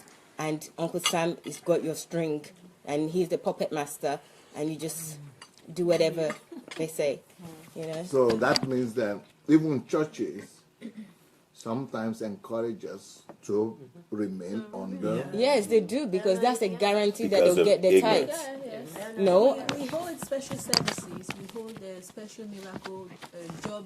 How do they call it? Miracle job banquet. Job banquet for you to get a job. Instead of training people and teaching them to discover purpose. Yeah. When you we'll hold special miracle job banquet to keep you down in Uncle Sam. And I'm so happy when Pastor started talking with Uncle Sam, about Uncle Sam, because I think I shared it with you, because I was looking like, oh, my children will soon go into full-time school. Even though I was doing little business by the side, but I was saying maybe when they are settled in school, I'll go back and get a job. But when I heard Pastor said it, like, of course, God gave me an encounter just meeting him, and I discovered purpose. It changed. I'm just so excited that I'm not going to be trapped. You know, I just like, God, okay, no way, bye. I'm not seeking help again, because of course God has already given me something to do, and I have to focus on that and pursue it, and trust him to take me through that. So what are you saying in relation to church, religion, and Well, I think church personally, when you have a job, they're guaranteed an income. So it's about numbers. So even if you're earning £2,000 a month, if there are 100 people there and they guarantee 200, that's still guaranteed income. They're not really thinking about your purpose. They're thinking about, if this is guaranteed, and also this person will stay within their vicinity. So, if you have a business and you're traveling all over the world, you might not even remember to pay your tithe to that church. So they're very calculated.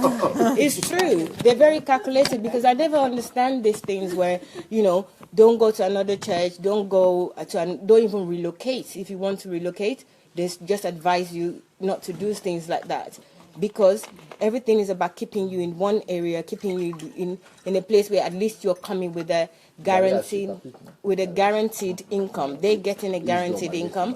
And I think a lot of people don't know that. They just think, oh, the church loves them, the pastor loves them so much that they want to keep them in the area. But when their life is fully wasted, then they will realize and think, well, it's not because he loves me, it's because he just wants to keep me around so that at least their income. Pastors will actually be tempted to think that when you leave, your offering goes. Of course it goes. It will go. I mean, it would definitely go, and they know that, and they Especially very. if you have been recognized as somebody giver. that's really giving. Yeah. Let's speak about this just for another minute. I want to speak as a pastor for pastors. Okay? Many pastors would be doing these things you're speaking about. Okay? And that's conspiratorial. That's not good. But many people don't have any bad motive at all. Many people just don't, they have ignorance to the possibilities that pastor is presenting to us here. And that's important. And actually, I believe that's the same with our nations. Very few of the politicians that govern the different nations we come from have gotten together and actively created a conspiracy to keep us enslaved to the system of mammon. It's ignorance. People need revelation to be lifted to a higher place. And that's why I think this book is so important. Because I don't know about Uncle Sam, but I know that God needs us. God needs us to be able to get his understanding for how to create wealth. And this thing, you know, I remember when I first came to the Lord, I was a very wealthy young guy in business. I owned a chain of health spas with 3 other guys. We were just about to go nationwide in America. And I told my pastor, hey, listen, God's calling me to leave my businesses. And the first thing he said was, no. You need to be faithful. You need to learn to tithe. And it wasn't that he was worried. This is true. He wasn't worried I wasn't going to give him money. He wasn't thinking of, for him, I know him. He wasn't thinking for the church's money. He was concerned for me, that I would learn to tithe, not realizing that following God in his calling, he was going to provide more money. Wow. Thank you. Faithfulness to God's calling was going to sustain you. And has. Although I learned from you to do better. So I don't just get sustained, but that there's an overabundance to be able to give. Rochelle, what will you say about that? Yeah, well, I've been in churches before where we've had meetings and been called to give tithes and offerings at us, it's like our duty. We have to give great amounts, and then they know you as a giver, and other times I've known people who will even go into debt just to give. Wow. Yeah, I know a girl. She would borrow money just to give, and that's just absolutely ludicrous. So, yes. We all can make that mistake. I mean, we have churches in 7 republics of the former Soviet Union, and there was times where I didn't have enough money, but I've given my word, and I don't want to break my word. So I was borrowing money in order to provide for our mission support. And when the churches in Belarus found out about this, they said, please, Pastor, please don't send us $1 more if you have to borrow it. Yeah. Because of the things I had taught them and God was teaching them, they saw I was put into a conflict situation. They didn't want me in that. Yeah. And they thought they didn't want to receive money that was borrowed because they didn't think it was blessed. Actually, somebody you know. It was Adelaja. Hassan. Yeah.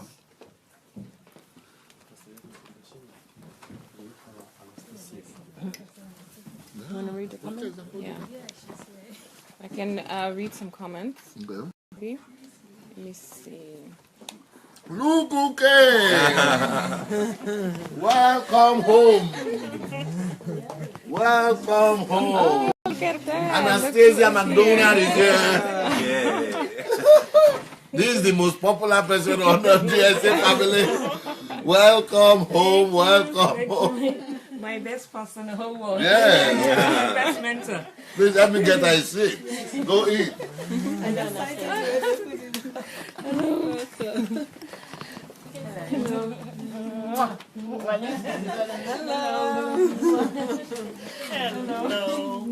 Sorry. Should I bring your food now? No, thank you. Not now? No, we're all eating, so bring out.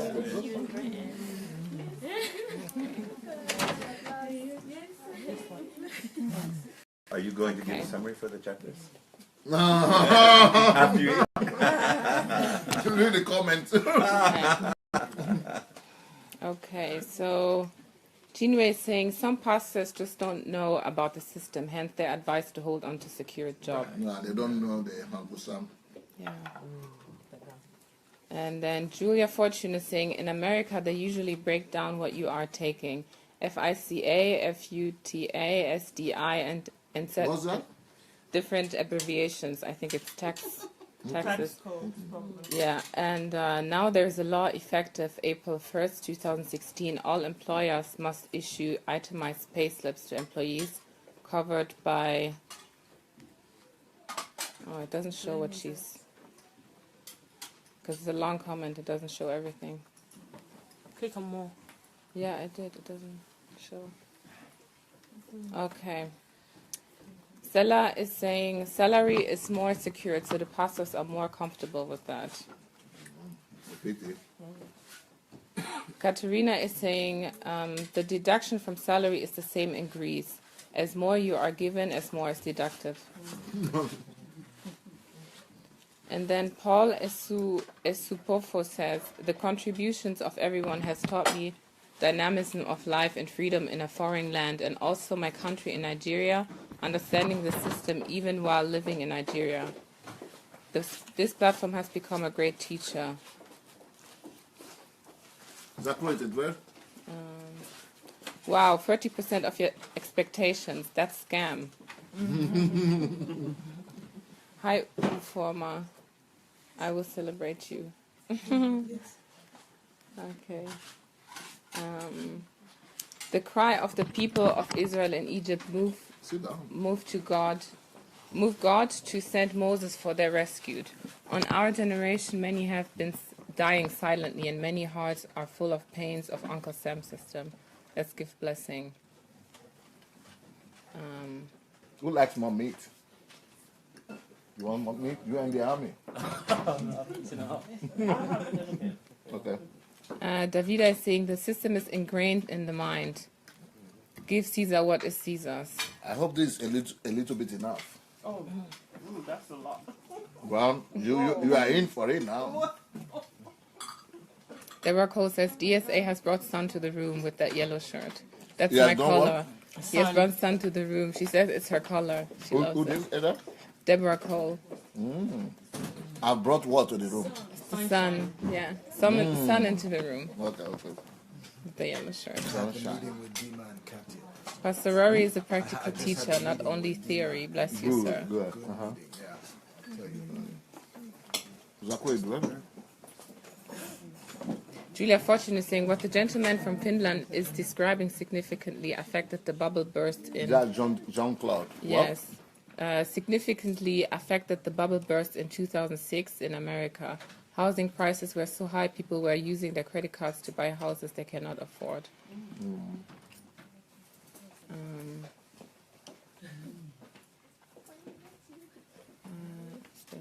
No wonder depression and suicide are on the high rate. Wow. That's It will all affect suicide, huh? In London is terrible. Suicide? Yeah, suicide. Among men. Wow. What is the drug? And then Stella is Because saying... the responsibility is too much. Yeah. It's tiring. Stella? Stella is saying, now I understand what happened to my family members who have been out there for so long with very little to show. And then Davida is saying, it's a cruel system. Your life is not yours, a glorified slave. Paul Esupofo says, I said this similar to the youth who are just desperate to travel out without understanding the system. Yeah. Yeah. We're still talking on the Uncle Sam. Jumbo Anemikaya says the world system, a life monetary mortgage system. Noel says, I wish we also read the literary works of Niyi Osunare, Osunfunshi, Osita Ozadebe, Bishi Emeshita and Chimamanda. Yeah, I think to add to this conversation. Olukayode says the world system will monitor you from point of birth, steal you and use you until you are old and tired, then will not even let you rest in peace. There is need for a paradigm shift in the world's administration. Frank Beja said, I'm very blessed to know these things now. Thank you so much, DSA. Your insight is too much, but I think the same system is in Africa too, because I see it in the lives of many of my relatives. Chidi says, I'm happy this is being discussed in the Christendom. People need to be aware and plan their escape route. I think the church needs to begin to talk about these things too. Yeah. He says, even if you are a career person, ensure you have a viable investment to give you financial freedom. Oluwatoyin says, it is a system of modern slavery, but we have been taught to convert every minute even while under the system. Curtis is saying, now people are saying mostly all the white people are delusional due to racism and can't function properly in society. More billions for those greedy corporations.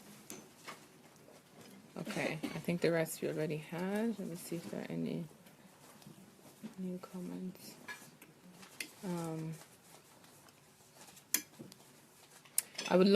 I would have loved to share with viewers how to win working with Uncle Sam. Who said that? That's Ladi, Mr. Ladi Shronka. Oh, okay. And got a lot. He says, got a lot to say. Wish I was there.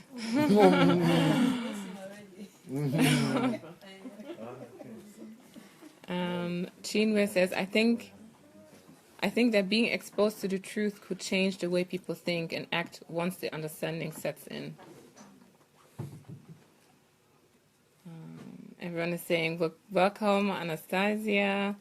Welcome, Anastasia. Yeah, so everyone is happy to see Anastasia. Oh, and someone's saying, I love this blog with Pastor Sunday. We should continue this blog till Jesus comes. Till Jesus, the vlog, yeah. There's so much to learn. Till Jesus comes? Yeah. You have to pray that God keep Mario while here till Jesus comes. There's so much to learn from Pastor Sunday that I feel like listening to him 24 hours a day. Tell him to go on Sunday. You can actually. We are having a DSA TV everyday stream, so it's 24 hours. YouTube. Yes, on YouTube. Do you want to? You do it. Okay. So there is the YouTube Sunday Adelaja official. You can type that on YouTube. And there you will have DSA TV, where we are streaming DSA TV 24/7. So you actually can exactly, and you also can pick all the different subjects that are posted there. You just have to go to Sunday Adelaja official, and then click on his picture, and there you will have the playlists, and this is where you can choose what topics to follow and to study closely. And he also has his blog, SundayAdelaijablog.com, where he has all the articles and also links to his videos that you can have a look at and study. And he also has his Facebook page, Dr. Sunday Adelaja, that you can follow. So make sure to do that, and you will have 24/7 Pastor Sunday for yourself.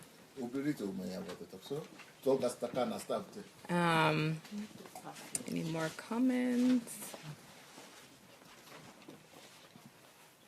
Okay. Was there someone? Yeah, okay.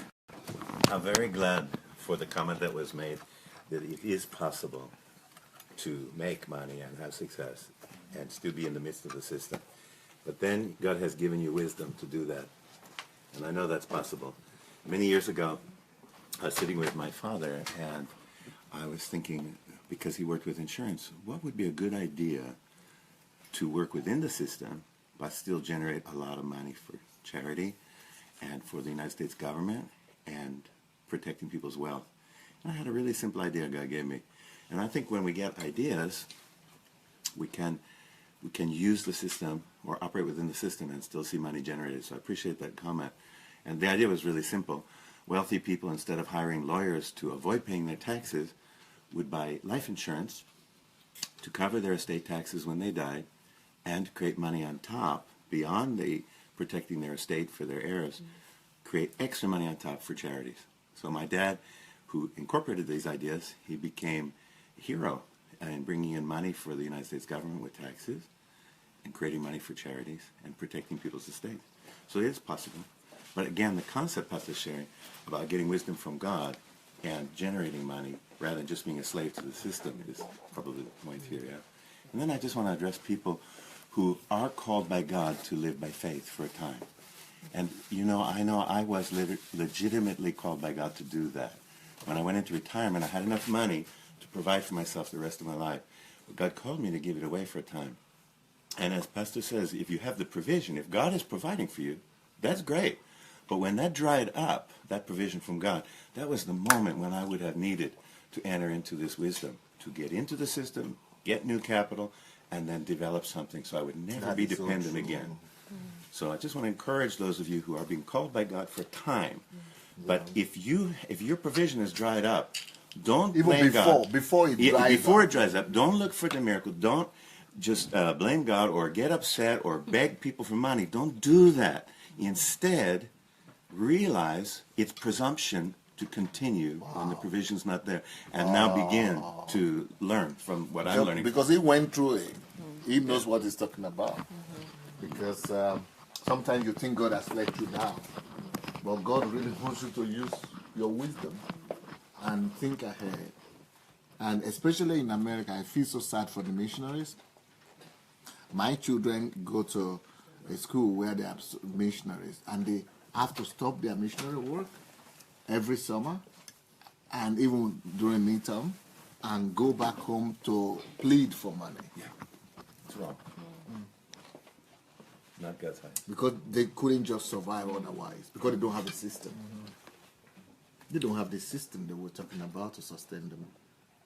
So they get, let's say, another $5,000-$10,000 and spend it. Then when it finishes, they go again to ask. Then they begin to travel.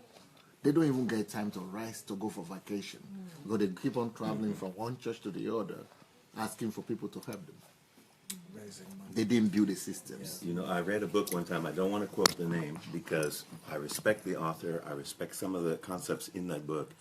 But the point of the book was to develop friendships with creative ideas that would help people give you money for your mission. And I just want to say that's a waste of resources. Love people, develop divine relationships like Pastor Derek was preaching on today, because it's God's will to love people. Don't do it in order to get your finances. Let that creativity go instead to developing something that's going to provide for you. What Pastor said just now just struck me, that in a way you suddenly think that God has failed you because and I think it's part of the reason why we still find a lot of people frustrated in church, and it will look like, I've been giving, I've been paying my tithe, and it looks like God has not, God is not working, and they are so depressed and they get, so fed up with church, but God has given us our mind to use. We're supposed to put it to work and not wait on Him, to do miracles. We are the miracle that He has made. When He said that just now, it struck me because a lot of people. And we are so blessed to have you at this time, Pastor, because you are just waiting for God to do things for you. When you can actually learn, He's waiting for us. And equip yourself, self-educate yourself to be on top, to take dominion. And you just feel a lot of people and it's like God is wicked, and it's like God is, wicked, but He's not. He's not to blame. We have just refused to maximize our potentials. Yeah, and I think many people had the situation that I had. Not that you're disappointed with God. I wasn't disappointed with God. But feel like frustrated because, what am I doing wrong? Why isn't this working? Do I need to fast and pray more? And the answer is no. We've been hearing the answer instead.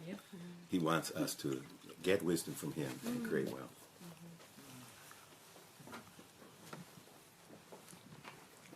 Anyone else? This book is... It's deliverance. Yeah. It's great deliverance. God bless you, Pastor. Yeah, what I would like to do eventually is to actually find time to proofread all these books, make all the corrections, and then push them out there to the secular world. I want to get a company that will do the promotion and the sales, just full time.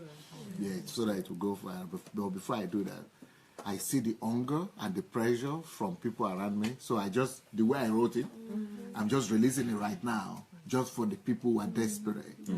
Before I give it before I give it a push, but just for us to read right now. Then later on, because right now people have been waiting for so long. Where are all your books? But they're in Russian.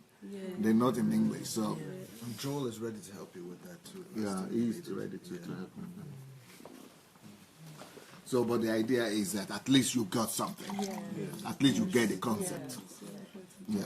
Because before, there was even not, my books are not even in English for you to, or only the spiritual books. But these are not just spiritual books, these are real life issues.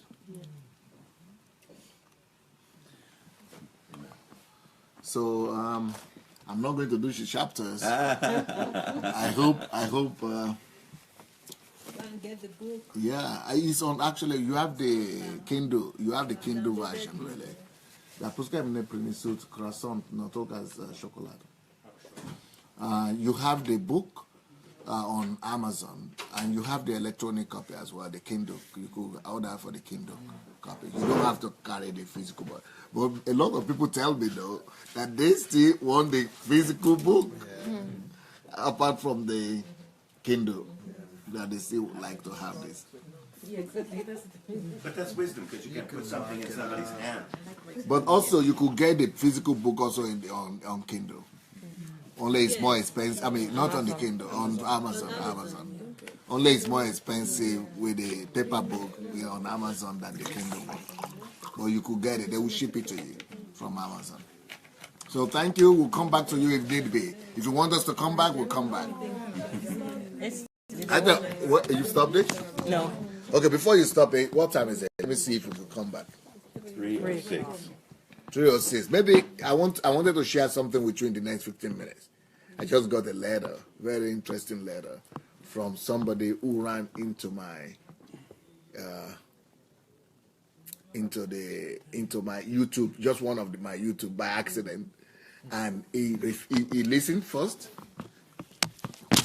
And then he thought I would just listen for 10 minutes and see what this guy has to say. He listened for 2 hours. Then the next day, he said, okay, before I go to work at 8 o'clock.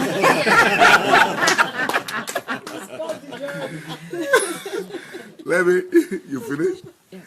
Okay, let me just listen before I go to work. He said he was listening all day and he refused to go to work.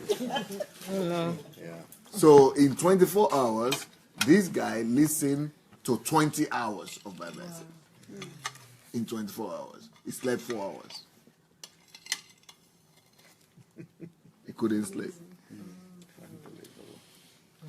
Yeah, I get that. That first comment that Innocent made, I get it. That, next to the Bible, you just don't want to stop getting the revelation about these things. Because, Yeshua, Jesus made it so clear this is such an important thing. Do you know that guy, Innocent, that wrote that a review in this book, is an atheist? Wow. He doesn't believe in God. Wow. He's not a Christian, but he read the book. Oh, wow. Wow. Believe in philosophy and what. Okay, then I understand why it's there. Okay. Okay. This book stands to be the most influential book after the Bible, he writes. That's what he's writing. And that's what he wrote. Okay, so are we going to come back? Yeah, I think we're going to come back. I want to tell them about this. So, guys, we're coming back shortly, probably in about 20 minutes to half an hour. Yeah. Okay, so we'll see you then. Please share this, and also don't forget you can always find Pastor's material content on YouTube, which is Sunday Adelaja Official. Sunday Adelaja Official. You click on his picture, and you will see a playlist right in the middle of his channel. And that way you can listen to all his content. There are almost 2,000 materials on YouTube. And also, there is the blog, which is his website, and that is www.sundayadelajablog.com. So check that out also. Thank you for the loves and the like. I can see Elizabeth Ali. Thank you so much. Thank you, Ola Martins. Daniel, thank you very much. So, guys, I'll see you shortly. We will all see you shortly for the next chapter. Take care. Bye.